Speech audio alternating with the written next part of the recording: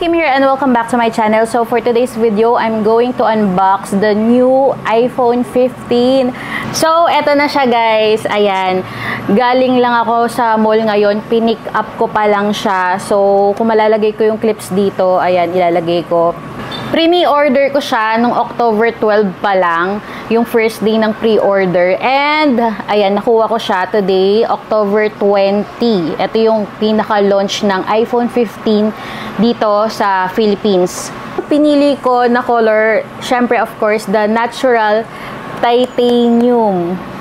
So, yan, box na natin siya, guys. Ang pinili ko is the iPhone 15 Pro Max. Kasi hindi talaga ako yung sa Pro dahil medyo naliliitan ako doon. And ang kinuha ko na rin syempre 512 GB dahil yung 256 sa akin madali siyang mapuno. Kaya kailangan ko talaga ng sobrang laki na storage. Oh wait, what's your name again? Wayne?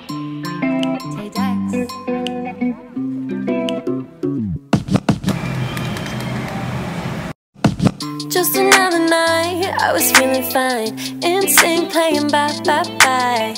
Then we finally kissed. I was like, oh shit, shit. Boy, I had to try. I can't even lie. Didn't really think you changed my mind. But what can you do? I guess I needed to. Yeah, yeah. I'm feeling really into you. It's not like I wanted to, but I just wanna be with you tonight. You were like, hello, hello, hello. And I was like, oh no, oh no, oh no. I'm used to flying solo. At ayun, nakita niyo yung aking unboxing ng iPhone 15. And let's talk about if you should upgrade or not. Tulad kita na galing lang sa iPhone 14 or iPhone 14 Pro Max, hindi ka masyado sa photography, sa mga videos, ayan, and okay lang sa'yo yung 128GB, I can say na mag-wait ka pa until next year for the iPhone 16 kasi okay pa yan.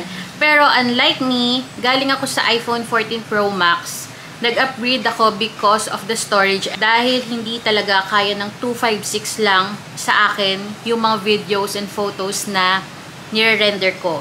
So, I need a bigger space or storage kaya nag-upgrade ako. And also, ang gusto ko rin doon is the material nung iPhone since it is breakable daw. Nung una, na-convince ako na baka nga madali siyang masira. Pero hindi naman kasi ako ganun tao na talagang i-break ko yung phone. So, I can say na pwede ko naman siyang lagyan ng case, 'di ba? Ng mas matibay na case para tumagal yung phone. At yung kanyang material is titanium. Hindi siya katulad ng 14 Pro Max na parang back glass. It's a little bit lighter but sturdy yung material. And the reason why nag-upgrade din ako because of my job, I do create contents. So, kailangan kong mag-produce ng mas high quality na videos and photos para sa inyo and for the brand. Kung hindi ka naman techie, for me, hindi mo kailangan mag-upgrade. Mas reasonable pa if galing ka sa 7 plus pataas, 7, 8, 10X Max, 10X Max, 10XS, tama. 11, 12, ayan. Much better na mag-upgrade. At least, hindi ka manghihinayang, diba? So, guys, I'm going to give you some of my experiences and what I love about this new phone. First of all, of course, the USB Type-C. Alam ko, na-experience na to ng mga Android users. And ako din, na-experience ko na yung USB Type-C. Dahil USB Type-C si Flip. And mas okay talaga yung rendering and transfer ng mga files and data. And ako, syempre, excited ako na USB Type-C na yung phone. So, kahit anong Android charger yung gamitin mo, pwedeng-pwede na. Pero ako, I advise na huwag kayong gumamit ng pang-Android. Kung ano lang talaga pang-Apple lang. So, you can protect your battery health or mapoprotektahan mo yung hindi paglobo ng battery ng iPhone mo. Syempre, mahal ng iPhone tapos ganun lang, diba? So, kung maaari, ayan, iwasan nyo rin na gumamit ng ibang hindi Apple or non-Apple accessories for your iPhone. Next is the color. I'm a fan of a titanium color. So, eto guys, hindi siya something na, alam mo yun, bago sa paningin ng iba. But, of course, if merong pink si iPhone Pro Max, why not, diba? Sana gumawa sila ng ganun. Tulad ng request ng lahat. Kasi, for Pro Max or for Pro, yung kanila mga color is very neutral lang. New color or new shade of the new iPhone 15 Pro Max. Guys, meron siyang pagka-grayish siya. Mukha lang siyang white sa ibang light reflection, pero medyo may pagka-light gray siya. Ayan. As you can see. And iba yung feels niya. Sabi ko nga kanina, a little bit lighter but sturdy materials. At ito guys, yung kanyang itsura sa malapitan. Ang napansin ko sa kanya, medyo may pa-curve siya ng konti. Unlike nung 14 Pro Max. Kasi yung 14 Pro Max, parang yung edges nun medyo matulis. Ito, meron siyang pa-curve ng konti sa side niya. Talagang mafe-feel mo na very classy and very high quality nung material. I'm a fan of a titanium color, so yeah, I love it. Next na nagustuhan ko sa kanya is the photo lens. Meron kasi siyang lag ngayon na tinatawag, which is para siya sa mga professional photographer, professional videographer, which is parang nagbibigay ng mas contrast or natural something doon sa feature and videos mo, unlike sa dating iPhone. Pero compared to the megapixel nung 14 Pro Max and mga 14 and 13, ayan, same na same lang siya with the new iPhone 15 Pro Max. 12 megapixel to 48 megapixel. Sa camera, meron siyang dinagdag, which is the 5 times zoom. Na-try ko na siya, but syempre, magpipixelated.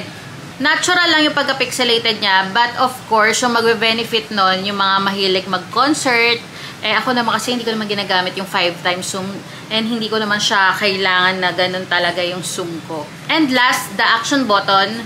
Tinanggal nila yung mute button. This one, you can customize it with your own liking. Like, pwede kang mag-open ng camera using that action button. Next, pwede kang mag-customize or mag-open ng app na gusto mo using that button.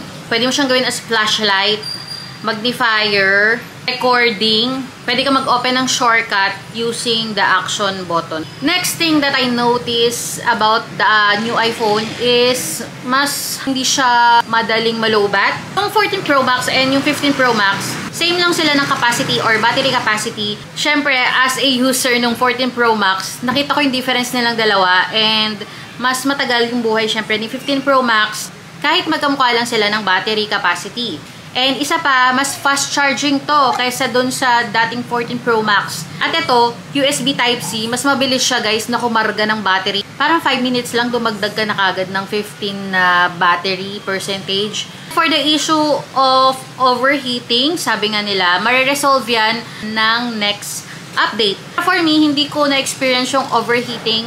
So there you go guys, at ayun yung aking experience for the iPhone 15 Pro Max. And so far guys, wala naman akong hindi gusto dito sa bagong iPhone. Pero for now guys, I enjoy using this iPhone. I hope nakatulong sa inyo tong konting review natin. Don't forget to click the subscribe button below and like this video. Meron din pala akong Instagram and Twitter. You can also follow me there para ayun, let's be friends. And thank you so much guys for watching. See you on my next one. Bye! Solo, solo, I'm in trouble now. I'm in trouble now. Now I'm singing like ooh la la la la la la.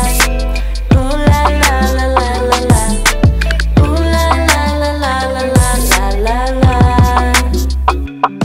No, I don't wanna fight what I feel. For the first time it feels so real. Take a part, take a part, take a part of me. Take my heart, make it ours, we can let it be.